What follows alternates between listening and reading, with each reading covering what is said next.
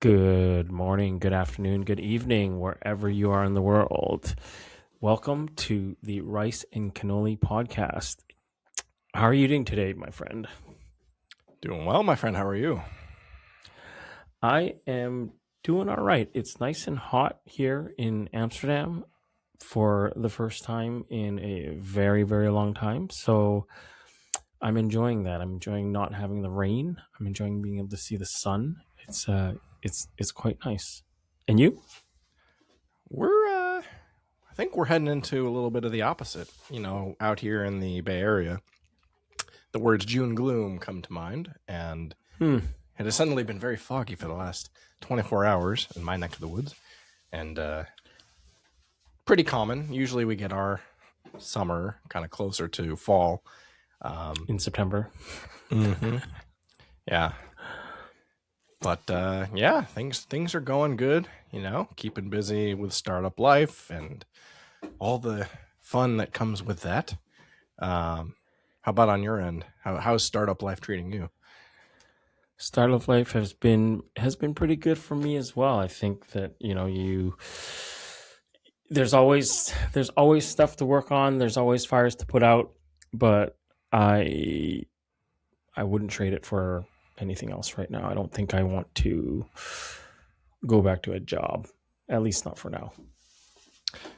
Amen to that. Yeah, I mean I think that's why a lot of founders end up going down this crazy path, because it might seem crazy, and yet you just feel it deep down. It's like, no, I can't go back. It just kind of makes sense, right? Like in my opinion, it does. I think that non-founders don't get it because obviously they see the struggle and how difficult and how much effort we have to put into this, and like how little pay, at least in the first little while, especially kind of you and I are Pay. doing What's it. that?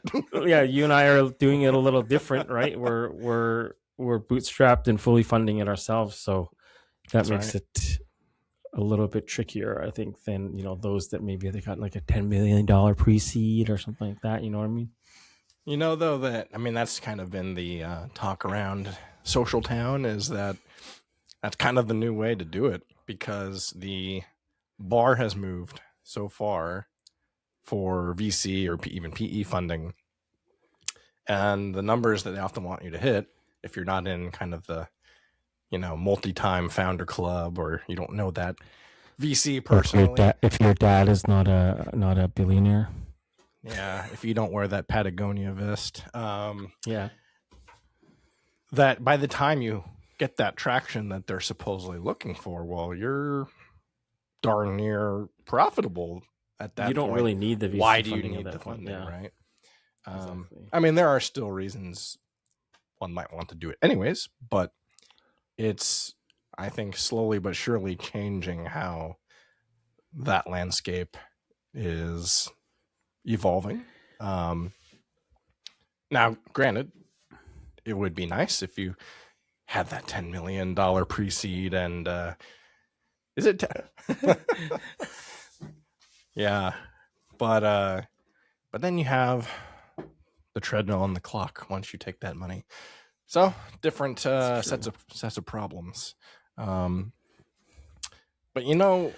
one thing that I don't like about founder life is when there are fires that you just can't put out on your own. Things that really disrupt you in ways that completely grind you to a halt. Any guesses what that might be? Well, I was going to ask you what you've been reading this week, what you've been looking into this week. Question by saying it's pretty hard to read or look into things when your internet's down for multiple days. It's 2026 and we can't solve basic internet infrastructure. Who's your provider? The infamous Comcast. Now, I know, I'm curious.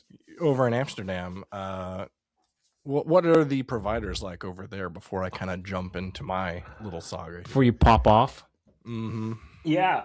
So we have 3 major providers, I guess. There's Vodafone, there's KPN, and there's what used to be T-Mobile. Now they're called Odido or whatever. And Voda/Ziggo is your traditional cable provider, and then KPN is fiber, and then I think T-Mobile, I don't know now, it's been a minute, but I think T-Mobile is DSL or whatever, so probably fiber now at this point.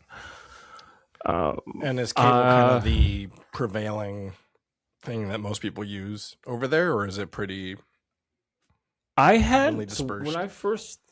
When I first moved here, I was using T-Mobile because I had a T-Mobile phone, because you get to bundle stuff together, and dude, like, it becomes like super cheap. Like, I paid unlimited data and whatever on my phone, and then I got, like, I don't know, the fastest T-Mobile plan they had at that time, which I think it was like 200 megabits per second or something like that.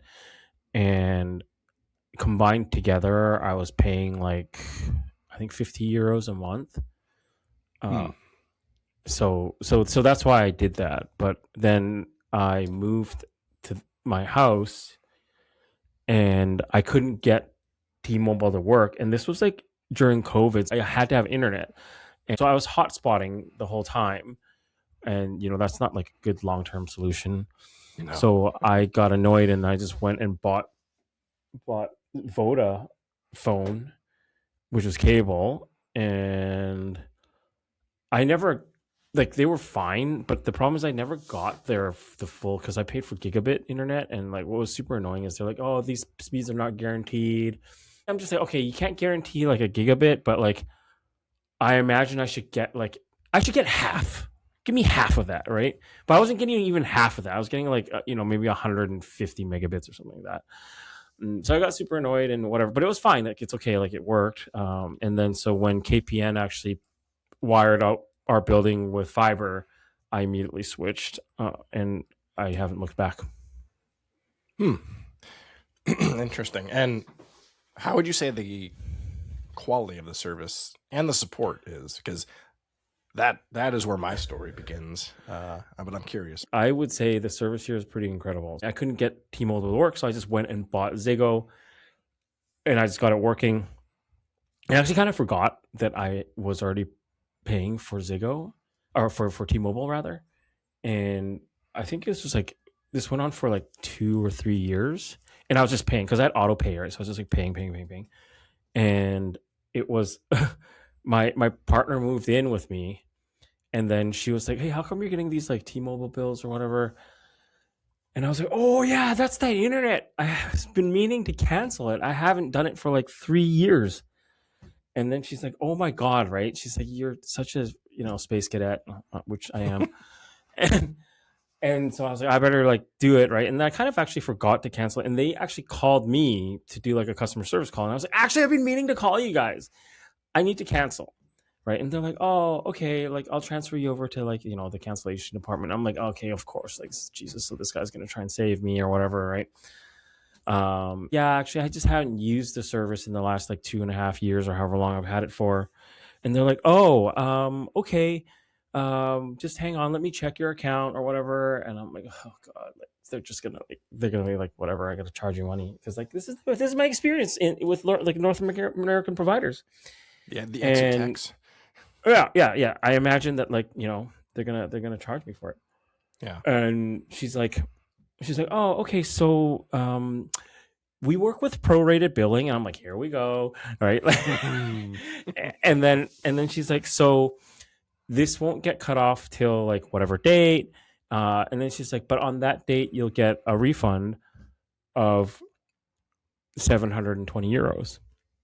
Oh, what the? And I was like, excuse me?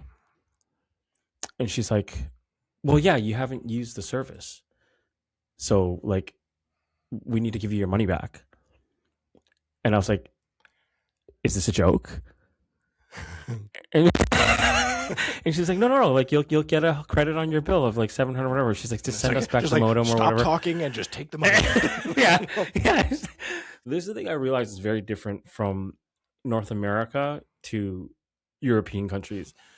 European countries, the rules are always in place to favor the one that is in a position of least power. Yeah. The person who's like has most to lose, right? And so whenever it comes to these kinds of things, the consumer will always have the most to lose. So the rules are always kind of like put in favor of the consumer versus the corporation. So there's a lot of rules here kind of around this stuff that are very like they have really good consumer protection. So that's in how they operate. Well, there's laws and stuff, right? But I think this was a unique case where they're just like, we'll give you money. Because I was expecting them just to be like, oh, whatever, too bad. Like, or even like, there's a tax for not using the thing. You're gonna have to pay us more. Yeah. But there's so many things that are kind of in place to protect the consumers. So like even when you sign a contract with your internet service provider, they have this thing called like I think it's like a 30-day cooling off period, where basically even if you've signed the contract, you have 30 days to cancel if you want to. Yeah. So pretty good deal. Anyway, yeah, it's nice here. It's nice. Move to Amsterdam if I want a quality internet provider. Just like it will treat you like a human being. Yeah. So the funny thing is I've used Comcast now. I think my account since 2008, more or less. There was like a year or two there where I wasn't using them at all, but then I came back when I moved to my current place in 2023. Now, I will give them credit. My service has been rock solid since I moved here. Okay. I never really had any issues. And now on the support side, I have in the past, years ago, several run-ins of having to know, like, to get to the right person, to say the right language, to get them to do what should be basic support when the customer is getting screwed over. It's actually one of my secret superpowers and why I really hate AI for support. I know how to put... I get it. So this time, now this, let's see, what's this? Maybe like 4 or 5 days ago. All right. It's like 1:30 in the afternoon and I have to go run to pick up my kid in like half an hour. And right before I get ready to leave, the power goes out for like 2 minutes. And I'm like, what the heck was that? Very strange. In fact, even the power going out is a very rare occurrence since I've been here. But then it came back instantly. So, man. Well, that's... I don't want to get my blood pressure worked up too much today. Let's just stick to one thing that pisses me off. But so it comes back and I'm like, what the heck was that? Why did it go out for just 2 minutes? But okay, it's back. I think nothing of it. And I don't check the internet before I leave because I gotta go. So I go to school, grab my kid, come home. And you know, he's just hanging out, relaxing. I'm getting ready to get back to work for a little bit. No internet. I'm like, what gives? So my initial thinking was there's been a lot of issues. Now I'm in the East Bay, right? I'm not in San Francisco. A lot of the like their DNS nodes historically have had issues with being unreachable or having issues.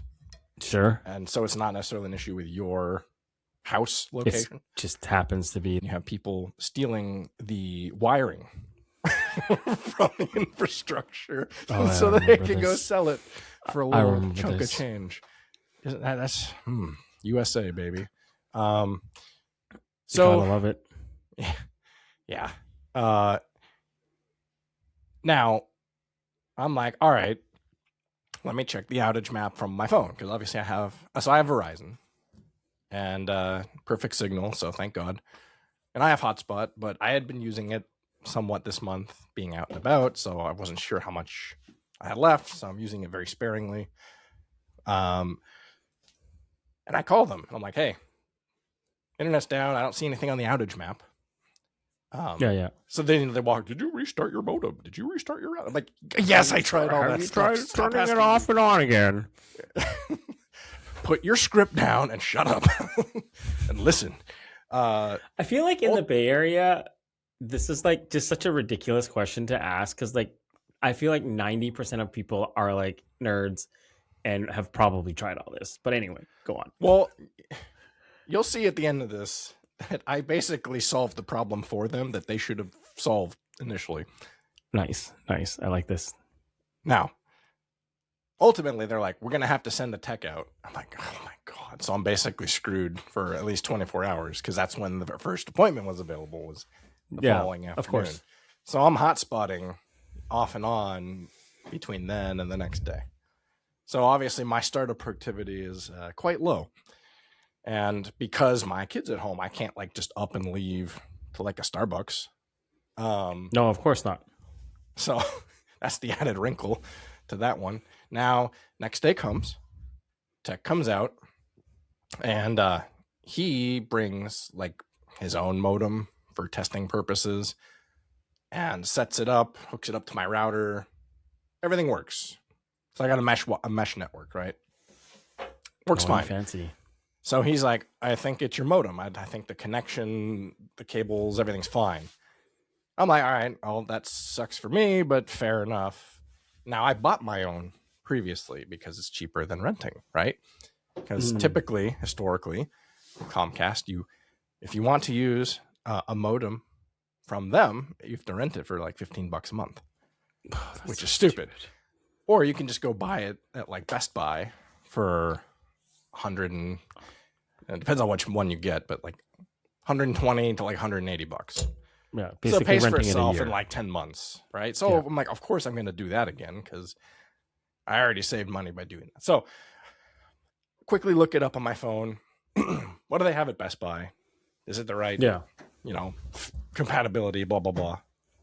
Oh, they're running a sale and a trade-in program. You actually get 15% discount for trading in your old. I'm like, money, perfect. Why not? Yeah. Why not? I don't want to wait for Amazon to like deliver it, even if I overnighted it. Because I got to get back online. I got to get back to business. So seems reasonable. The closest Best Buy from where I'm at is 20 minutes up the freeway, which unfortunately he came in the afternoon. So I'm sitting in the middle of rush hour traffic now. And that sucked. So I got there and get the modem. There it is, right on the shelf. Bing, bang, boom. Go home. Call support again to get it activated. And they can't add it to my account. I'm like, what? I just bought this. Why can't you add it? That's weird. It's showing that the MAC address is assigned somewhere else in our system. And that we can't actually reallocate the MAC address to you. And I'm like, how is that possible? I just bought this brand new. This is a new modem, yeah. I've never hit this problem. I've had other support issues with Comcast in the past. I've never had this problem. This is new. Yeah. And so I think, you know what? I skipped over a part. I'll come back to that towards the end. The first time I called them when they arranged to have the tech brought out, I was on the phone for like almost 3 hours. Okay. 3 hours. Like, that's already too much time. An hour of that time was dealing with getting to the point where they would actually send the tech. And then they spent like 2 hours. So they're like, okay, well, looking into your plan here, we see that you're eligible for a free year of Xfinity. No, not this. Well, no. They're like, you can sign up for it right now and use you have unlimited data. And then you have, I forget how much hotspot gigs. And you can use that free while you're waiting. And I'm like, that might actually not be a bad deal because I am running out of my Verizon hotspot data. Yeah, okay. Yep. So we spend 2 hours trying to get that set up. And ultimately it doesn't work. And they want me to go to a physical store to why? I think they wanted me to go to Verizon to physically take the SIM card out because they're trying to add an eSIM. So basically, on a single phone device, they're going to have a SIM for Verizon and then an eSIM for Xfinity. And that second part was just not working. And they're like, I think you have to like take the physical SIM out and restart it, or you need to get like to a Wi-Fi. I'm like, I can't. Like, I got my kid here. I can't go somewhere right now. Yeah. If I take the SIM out, how am I going to get my mobile data? I basically would lose connection to you. Like, the whole thing was this ridiculous conversation. And they clearly weren't listening to the logistics of this. And it turns out towards the end of that 2-hour back and forth, where I was starting to get really mad, it turns out that like there's like some potential incompatibility. I'm like, why did you not say that at the very beginning? Why did you not look that up at the very beginning of this conversation? You idiots. Because probably their AI tool didn't tell them. Oh, 100%. I'm like, yeah. Oh, I wanted to rip my hair out, right? So that was before the tech got sent out. I wanted to add that little context. So I had already spent 3 hours on there, failed to get Xfinity Mobile set up. Now fast forward, go to Best Buy, get the new device, come home, call support again. Now I'm on the phone again for another hour and a half with this MAC address problem. And it went to 3 levels of support. So it went to advanced support and then their supervisor. And none of them could figure out why the MAC address was somewhere else in their system and already there. And so they're basically saying like somebody must have bought that and returned it. And I'm like, you've got to be kidding me. And they're like, if you go to Best Buy and just get another of the same. Oh, so they're like telling you to go and get like a new one? Okay, amazing. Yeah. I'm like, all right, I have an hour till Best Buy closes. Traffic's died down a little bit. Back in the car again to Best Buy a second time. Unreal. I get there. I'm explaining to the guys at the desk. And they're just like, what? We've never heard of this before. And I asked them, like, okay, if something was bought and returned, would there be something you would display on the shelf on your inventory here? And they showed me like, but yeah, it'd be like an open box or something, right? Yeah. There was like 4 on the shelf. None of them had it. Now, it was a little suspicious because other products on that same shelf all had plastic wrap seal. And then on the outside of that was like almost like a spider web type of security device. Right? It's like black white circle device in the middle. Yeah. So at least my modems had that black device on it, but it didn't have plastic wrap seal. It just had like a sticker over the flap. Okay. So I was like, what are the odds that all of these have been returned and Best Buy is just lying to me? They're like, all right, we'll help you out. Here's another one. I'm not leaving the store. I don't care if you guys close. I'm going to call support at Comcast right now and see if they can at least just add the MAC address. Yeah. So I do that. And they were success. I'm like, all right, sweet. Gravy train. Let's go. Let's go home. And then, of course, I had to go home to finish the hookup and the activation. Yeah, so I do that. I get home, call support again. Oh my God. I can't. It's not even over yet. What happens? Okay. So I have Eero. Eero is my mesh Wi-Fi router devices. Okay. Modem lights up green. Good. Okay. Eero still red, meaning it's not connecting Wi-Fi. I'm like, what the heck? And they basically like gave up. And this was advanced support level again. So I got escalated again. And they couldn't figure it out. They're like, I see it provisioned on my side and you're lit up green. The tech came here with his own modem and used my routers and it worked. You're a freaking liar. No, your competent must not be compatible, Jim. It's your things that are not compatible. No. We don't support these extra Aero mesh Wi-Fi stuff. This is your own problem. Oh my God. I was fuming. Now at this point it's like 9:30 at nighttime. Like my kids are like in bed and I'm still running around like a madman. I do a little research on my own. Enter AI. AI actually helped me figure this out. Shut up. Yes. Yes. I pulled up Claude. So now, okay, I'm back on my hotspot. And I'm like, I don't want to do this on my phone. So I'm hotspotting to my laptop. And I'm talking to Claude. I'm like, all right, here's the rundown of everything that's happened. And of course, it's basically just a glorified search engine at this point for me, but that's fine because it's speeding up me having to comb through every Reddit thread myself. And basically saying that there's been numerous reports that with the model of modem and my router, that Comcast needs to send another provisioning signal, and that should clear it up. And I'm like, are you sure? Like, prove it with research. Go do more searching, because I don't believe you. I even inspected the links that it's like pulling from, and I was like, all right, that's convincing enough for me. So I call back support again, like 10 p.m. at night, and I tell them, send another provisioning signal, and lo and behold, it worked. And I'm back on the internet. And so you would think, okay, end of story. No.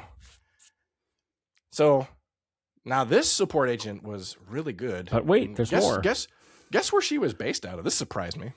Any guesses what country she was based out of? This one. Yeah, that's why I said I don't want to say the obvious ones, because if you ask me, it's clearly not going to be one of the obvious ones. Is it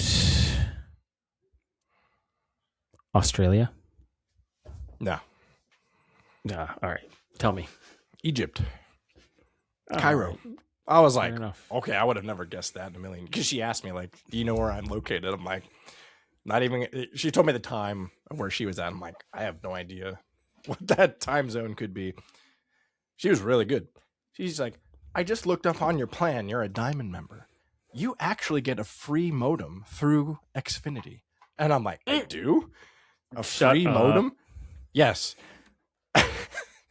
I'm like, wait. How long has that been the case? I've never heard that ever be a thing. And just like, yeah, I don't know exactly when they started this, but yeah, you don't need to buy your own, and you don't need to rent it. And I'm like, you're sure? If I go to Xfinity, prove it. Do more research. Prove it. Put it in your Claude or your ChatGPT. And she's like, yeah, let me put it in the system for you to the store closest by, and then you can pick it up in the morning, because obviously they're not open at 10 p.m. at night. Right. I'm like, so I went to Best Buy twice to buy my own, and I didn't even have to do that. And nobody from Comcast told me this. None of these people. And like someone from this poor woman from Egypt had to tell you. And I know for a fact I got the Texas support center on my second time around calling them, and they couldn't tell me this. I had to. Thank you, Egypt. Screw you, Texas. Yeah, that is unreal. So at least it was working. So I used it for the night for whatever couple hours before I went to bed. I get up, they don't open until like 10 p.m. the next day. I go there, and like any store like this, you can tell the employees are like half checked out. They're like, I don't want to be here, or I don't really know what I'm doing. I don't get paid enough to care. Exactly. So I'm dealing with that vibe the minute I step in the door. I'm like, oh no. So I go to the desk, and they're like, yeah, you get the modem. I'm like, unbelievable. All right. I explained like the whole saga to this point too. And she's like, I just need you to confirm. I'm going to send you this via text. I get it. And it says, it's like listing all the line items, like here's the new modem, and then it says we're going to delete your 1 gig internet service. I'm like, excuse me, wait, you're going to delete my service? Wait a minute. Okay, after everything I've been through so far, I don't trust this. Are you sure? My service. Last thing I want you to do is delete anything. Right. So she's like, well, I mean, you can come around to look at my computer. And she's like, well, see here, this is where I would have to click to actually like turn your service off. And I'm like, all right, try it. And it was fine. It did not erase my service, but I'm like, why is Comcast putting that wording the way it is? That's so weird. Talk about like bad UX, man. Like that gave me a heart attack. because I almost so clicked weird. right away, and then I read that out of the corner of my eye. Like, why are you wording it like that? You're not actually deleting my service. That is wild. So I go home. Now this modem's huge, but I'm like, all right, you better work. It's free. You can do it through the app with this one easily. So I do. It works, but it's a combo modem Wi-Fi. Modem router device. Yeah. And if you're going to use your own router, you need to put in what's called bridge mode, so that A it switch? basically shuts down that Wi-Fi and then goes straight to mine. So I go to try to do that after it successfully activates, and I can't access the admin tool following their directions. Oh my god. So it says use username of admin and use the password that is printed on the bottom of the device. And it's some randomly generated whatever. Sure. Doesn't work. It doesn't work. I'm like, I can't get in. What is this? So I call support again. It's like, and you're like, yo, I definitely am authorizing myself properly here in this instance. But speaking of auth guy, get a load of this. This is the thing that sent me. They're like, okay, try getting into the admin tool. I'm like, I am trying. That's why I'm calling. I can't get into the admin tool to do this. And they're like, well, maybe we can send a tech out. I'm like, I'm not waiting for another tech for this. The whole point of getting this modem was so that things would just work and I wouldn't have to pay any money. And he's like, all right, try one more thing. Try the password Turning it off as password. I'm like, are you kidding me? All right, I'll try it. This is the default. It worked. It's the default. It's the default. I'm like, wait a minute. I fucking knew it. Wait a minute. Why is your instructions saying to use the password that's randomly generated on the bottom of the device, and you're telling me you use password as the password, and that worked? Whoa! Oh my god, that is unreal. Whoa! Like, yeah, as the off guy, I lost it. I put the phone on mute and was like delusionally laughing because I was fried at this point after this. And I lost count how many times I've called support. It's at least 5 times now in this story. And then I was able to successfully do bridge mode and we're operational. So now we're like 2 days later at this point. But I have to go back to Best there's Buy. more? I have to go back to Best Buy to return the second modem I bought so I can get my money back. So 3 trips to the store. Dude, you probably spent like $150 on gas. Oh, yeah.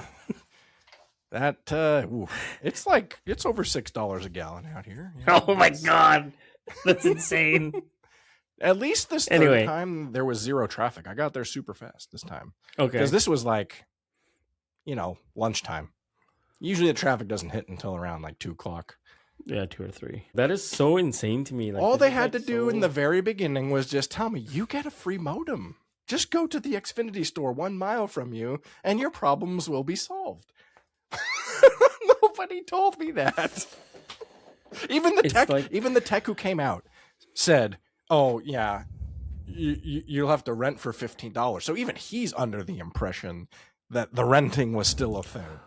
But how do these people all have the wrong information? And this one lady at this very specific call center seems to have more information. I had no idea.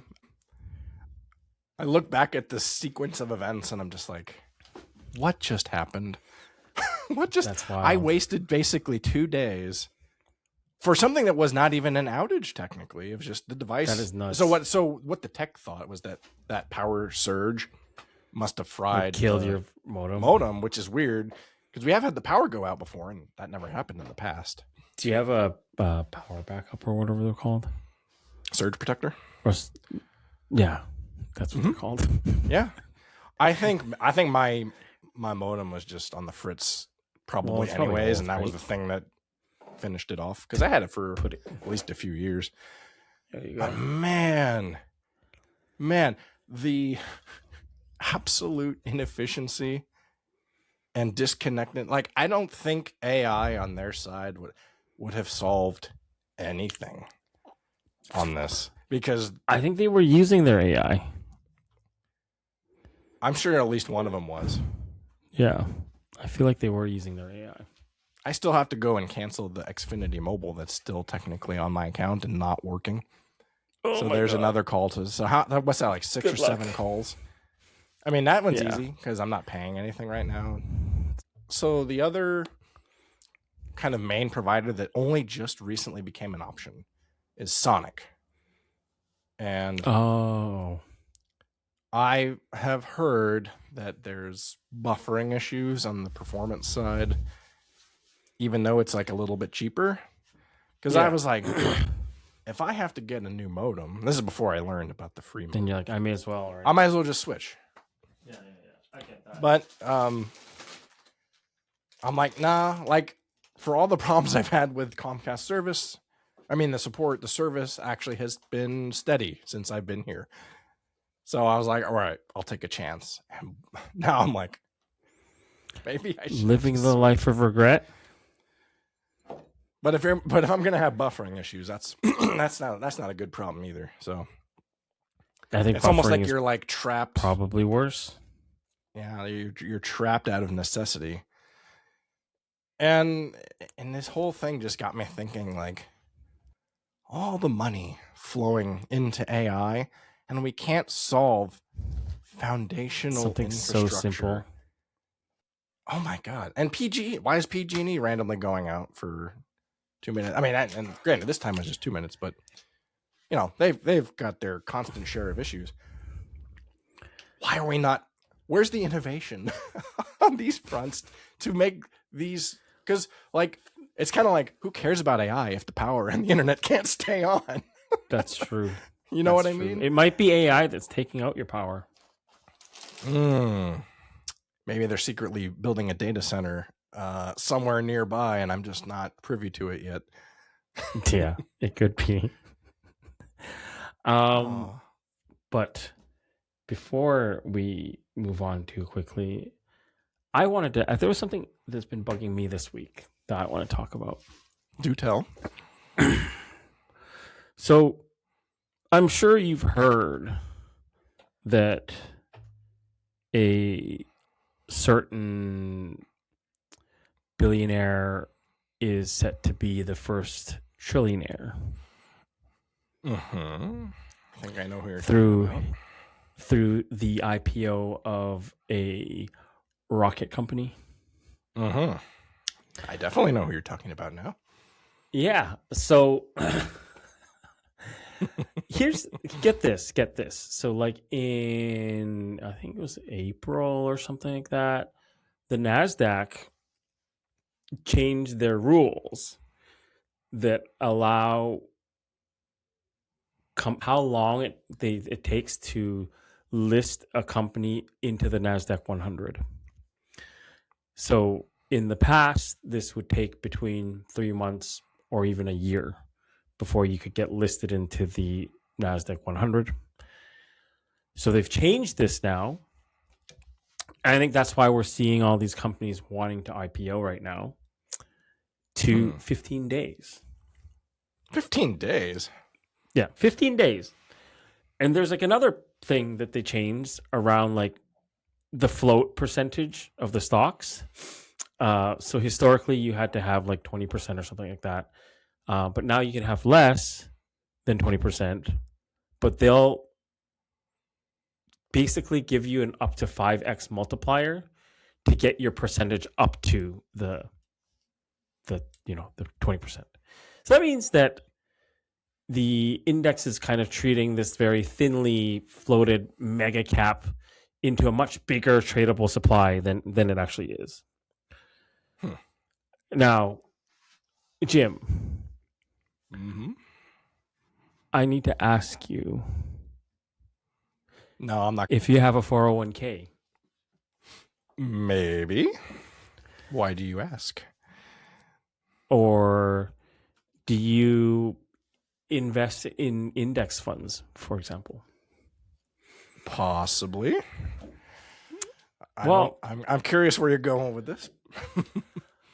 Well, congratulations, because in at most 6 months, you and everyone who has a 401k will be proud owners of the SpaceX stock because of how automatic buying kind of works with these index funds, basically, right? Because of inclusion and stuff, right? So the fact that SpaceX is now included into the NASDAQ 100, all of a sudden your fund now needs to include that as part of their fund.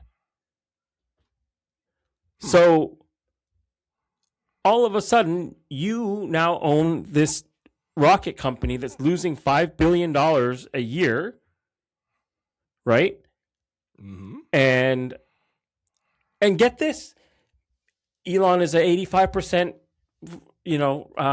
voting shareholder or whatever. That's not even that's not even all of it.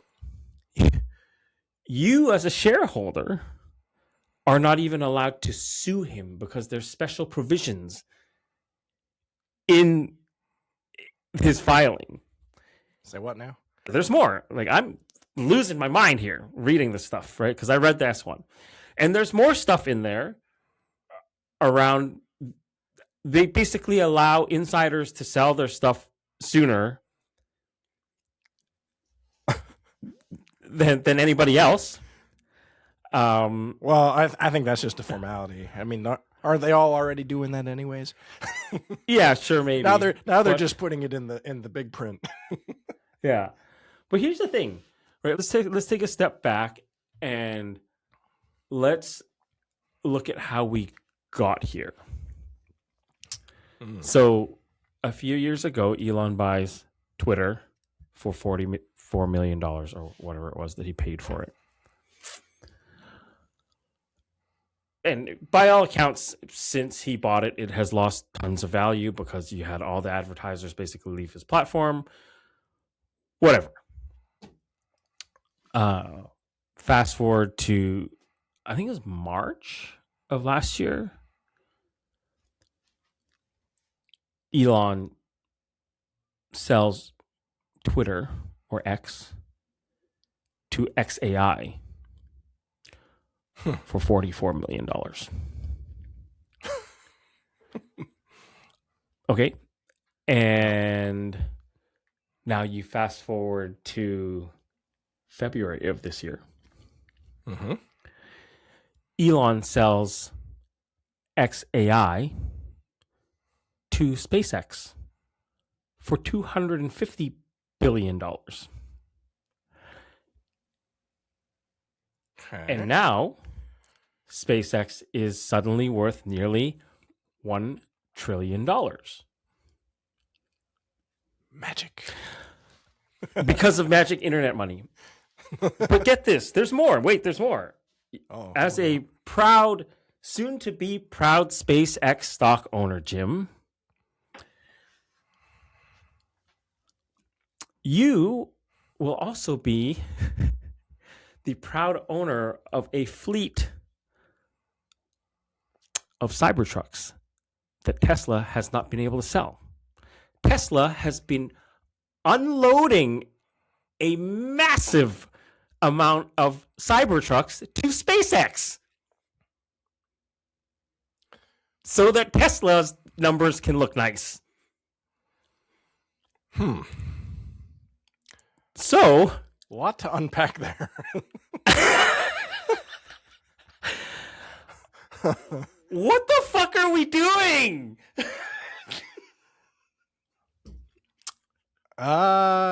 It sounds like we're all just bending over and taking it, is what it sounds like. It's insane.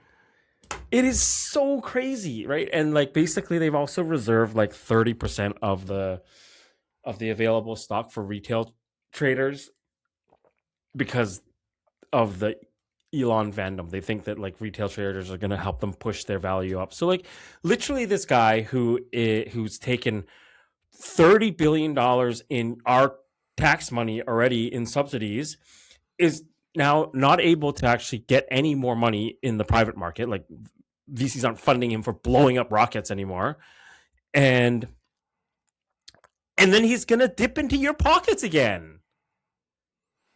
Like, this is insane to me. This is so crazy to me.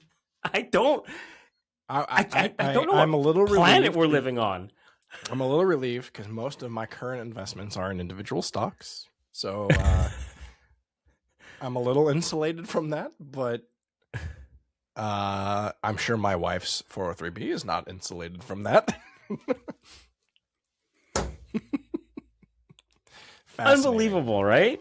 Unbelievable. We're doing this all wrong, Renny. We're doing this. This is not the first time he's done this trick, right? So he folded Solar City into Tesla kind of in the same way, and being like, oh, now it's worth like $100 bajillion. Oh, because of magic internet money. Yeah. I don't even know what to say to that, because it's like, what? There's going to be nothing to stop that. Well, no, he's like, they've already filed, right? And like the SEC is all in the pockets of right, extremely corrupt government. What I mean, though, is that other very wealthy individuals with multiple companies are going to follow suit if they haven't already, right? So what's going to stop this nonsense? I'm less plugged into this one than you are, obviously. What's the discourse around this? I would assume less favorable by and large, but are there those out there that are kind of like, yeah, this is great? I'm sure Jim Cramer thinks it's great. You always do the opposite of what old Cramer says. Yes. You never do what 100%. You always do the opposite trade.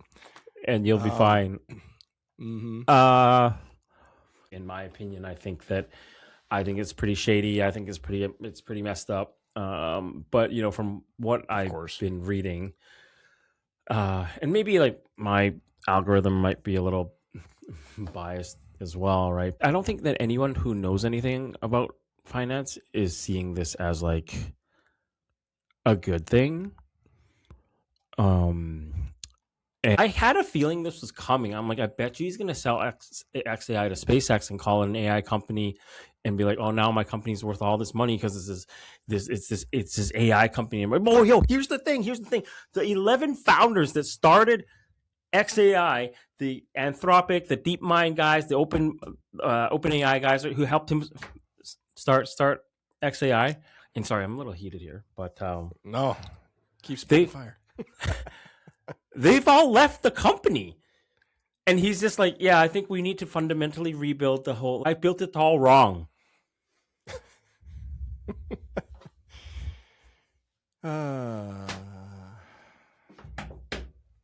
Yeah. I've been alarmed much before this type of news. Looking back at my own career, I won't name names.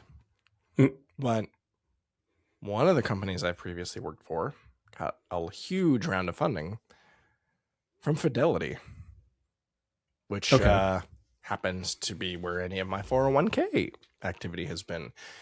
And, let's just say that startup didn't really go anywhere. And I know it's a separate, technically, investment arm of the company, but I have to assume that under the hood, that's got to be intertwined with people's 401ks. I'm like, you guys put that much money on this company? Excuse me? Yeah. And I'm saying that like, with the hindsight glasses on, because at the time, actually, no, it happened after I left. And when then I saw the news, I was shocked. And I was like, you've got to be that much money? So does that mean like, your local firemen's pensions or your teachers, whatever, Yeah. could potentially be tied to this startup. That is, because it's not a public company that money went towards. I mean, obviously, I wouldn't be investing that money if it was public, but that shocked me, right? And that's a smaller scale. And this is like, how many years ago? It was like a decade ago, probably. Now you have what you just laid out, which is much level higher of insanity. And is there no ceiling to this insanity?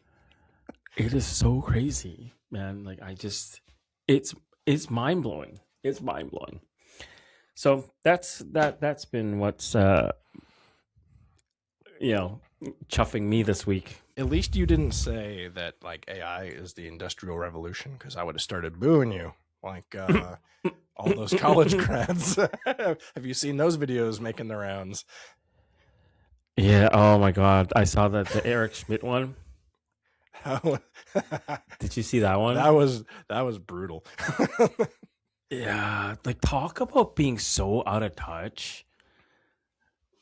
This AI thing's probably not going. Like this is not going away. I think it's going. Like, just I mean, you got to give him credit. He plowed through his entire speech and got the whole thing out. It's like when you're at the free throw line and you got the whole crowd booing you, but you sink them anyways.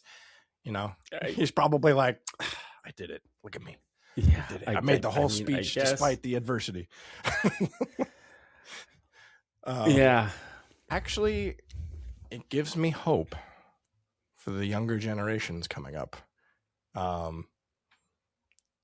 That they're that aware of the situation. I think you and I both think AI can be a useful tool, but that is the extent of it, right? At least in its current state. There is no AGI, super intelligence, whatever, on the horizon, unless they're hiding it, of course, but I doubt that. No. So boy, is that tone deaf. It is tone deaf in a way that's like comical. I've watched some commencement speeches in the past of other celebrities and well-known figures. I've never heard a reaction like this that. Poorly. I've never seen them go this poorly ever. No. There's a whole compilation of like a bunch of them actually, where what's funny, in Eric Schmidt's in particular, you were talking about rocket ships a minute ago with SpaceX. He actually used the word "get on the rocket ship," right? Or it's like not. What did he say? He said, "Don't ask which seat can I get, just get on." Yeah. He sounds like Sam Altman in that case, like trying to like convince you to. Insane. It's wild. But good on the students, because I think they realized that like these very few billionaires are essentially ripping up the entire social contract, and they're not replacing it with anything, and they're essentially treating people and like as less than humans, right? Like as less than them. Right, like when you listen to Bezos saying taxing me more is not going to make. I'm sure you heard this too. He's like, taxing me is not going to make a difference to the school teacher. Last week. Yeah. To the school teacher in New York. Yeah, and I'm like, bro, why don't we try it and see if it makes a difference to her life, right? And I mean, like, here's the thing. Here, let's just, you know what? You don't want to pay more taxes. That's fine. You, as Amazon, are now a centibillionaire, whatever, right? Well, why don't you just give back that $15 billion that you got in subsidies? Just give that back. We're not asking for taxes. Just give it back, and we'll see if that makes a difference to the teacher in New York. Yeah. No. That's too logical. Can't do that. I'm even saying, like, I don't want to tax you. Just give back the money that the taxpayer gave you. That's it, right? Like, so just give it back.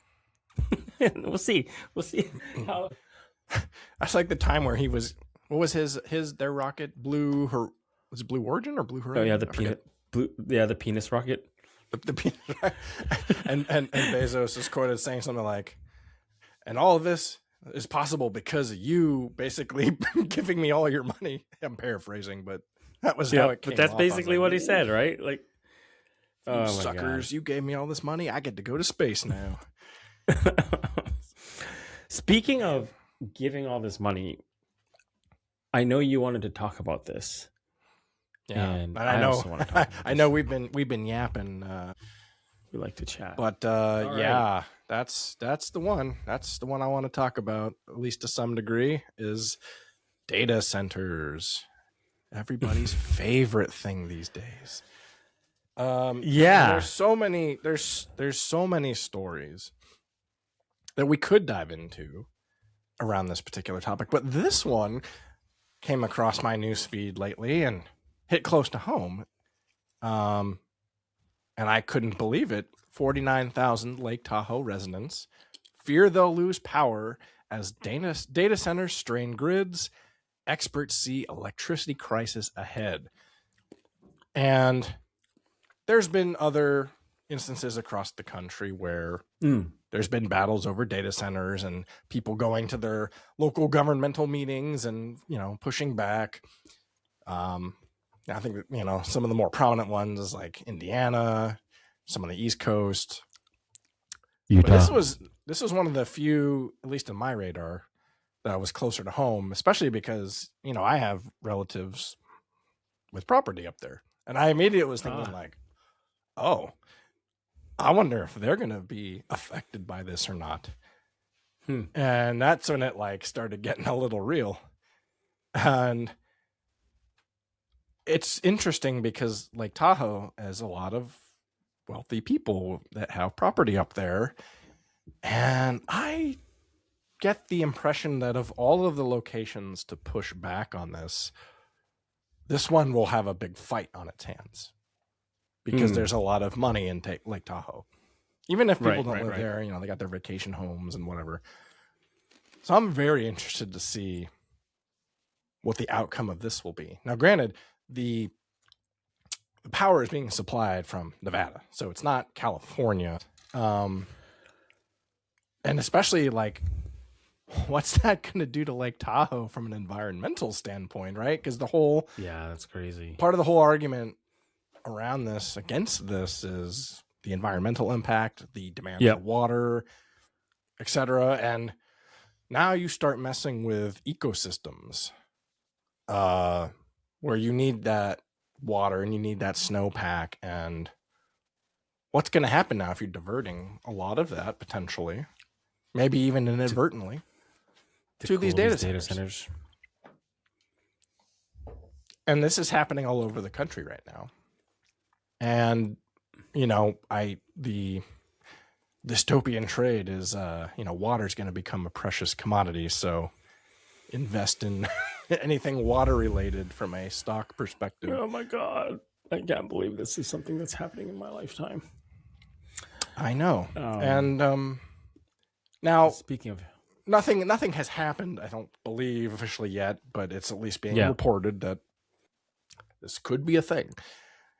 Now, I saw something else that everyone's other favorite billionaire, Bill Gates, remember when he bought up a lot of farmland towards the beginning of COVID?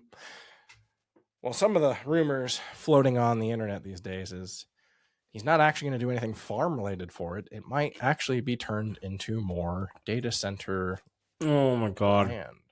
Now, that's not officially confirmed, so take that with a grain of salt. But very interesting nonetheless. Allegedly.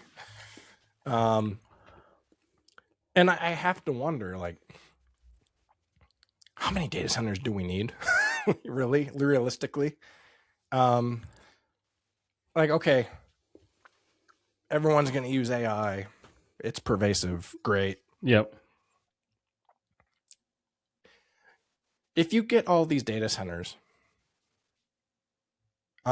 is it's just to hold all the training data or to continue to train it. But how much better are these LLMs actually going to get over the next few years? This is not how you're going to get to AGI. More compute is like we've hit kind of that limit of like we're just going to throw more compute at this thing and it'll work better. Yeah, but let's say all these data centers get built out. Well, then what? Now the land is taken, the resources are taken. AI saw a very marginal improvement. Did everyone's lives become better? I doubt it. Yeah. Maybe I'm being too pessimistic about the impact of all of these data centers, but hey, if you ask this guy, he'll tell you that. No. I know this. He'll one. tell you that life is incredible if you wonderful. add the data Mr. center. Wonderful. Yeah, for those that are just listening, this is a picture of Kevin Dipshit O'Leary, who is as a Canadian, we don't claim him. Yeah, like take him back. Yeah, basically saying that this $100 billion data center in rural Utah, like, and he made, like, I don't know if you saw this, he made this like car video trying to be all authentic and stuff, being like, oh no, like this is going to be great for the community, I don't understand why there's so much pushback and this and that, right? So, and Tucker Carlson's like pushing him on this, and Tucker Carlson's like, yeah, but like, who did you talk to get approvals on this, right? And it turns out there were like 3 fucking guys that voted on this to approve it, right? Like 3 fucking guys that he obviously could just like give them a bunch of money or whatever to get this approved. Like none of the residents want this. No. And yeah, so like, these things are just going to get pushed, like shoved down our throats, and you're just going to have to love it. Just smile. It's wonderful. Yeah. But the other crazy part too is all these data centers get like these massive tax breaks as well. They get these massive tax breaks because they bring a lot of jobs or whatever, right? And maybe they do during construction, but by and large, when they're up and running, I think it's like maybe like 10 people that actually work there. Well, I was gonna say, like, how many jobs? What kind of jobs? Yeah. Isn't enough to sustain a local economy all on its own, where it's bustling and you have thousands and thousands of jobs? I doubt it. No, and you have these, like, let's put the pollution aside, like the noise pollution, the actual pollution and everything, like even putting all of that aside, right? Let's just ignore all of that. Like, this is not good for the communities that it actually ends up being in, right? It doesn't create new jobs, and 9 times out of 10, when like the local, state, or whatever tries to bid, you have to bid to get these guys to come to build their fucking bullshit data center in your backyard. They also, not only do they give them tax breaks, they also give them like preferential treatment when it comes to electricity and stuff, right? So these guys get all the electricity first, and you as the local resident, you have to pay the higher price to subsidize this thing. Yeah. Like, who's this good for? I don't get it. Wonderful. It's for good. Yeah. Oh yeah, Mr. Wonderful. Maybe Mr. Wonderful. He was the one sneaking around in my backyard here. Mr. Wonderful. That led to my whole 3 trips to Best Buy. the guy who got away with murder. Oh, incidentally. I know that one. Yeah, that's ooh. That's a dark rabbit hole. Maybe we'll save that for another day. Yeah. But yeah, I think I saw like a highlight clip of him on this particular topic, basically saying that the tax incentive, if Utah didn't give it, somebody else would have, and that's the whole game, and has been the game for a long time, and that businesses are going to go where there's the tax incentives, and I makes sense. Whether it's a small business or a huge business, business owners don't want to pay more than they have to. They want to have that competitive edge. But when you have something of this scale and this impact, this thing's the size of Manhattan. This thing's the size of Manhattan. Just to isn't it? Was it like everyone 62 square miles or something? Yeah, it's insane. Like what? How big this thing is going to be? 62 square miles. Was it 62? I think it's something like that. It's massive. Either way, it's way too big. So huge, right? I don't think most people can imagine how big this actually is. Yeah. And, what happens on a lot of these large projects too, and I think there were articles earlier this year saying that a lot of the data center contracts for this year, like half of them got canceled already. Oh, really? And, yep. Especially like here in California, where you get a lot of for those just listening, that is an enormous picture of a data center. Look at this. It's insane. You can't even see like what are we doing?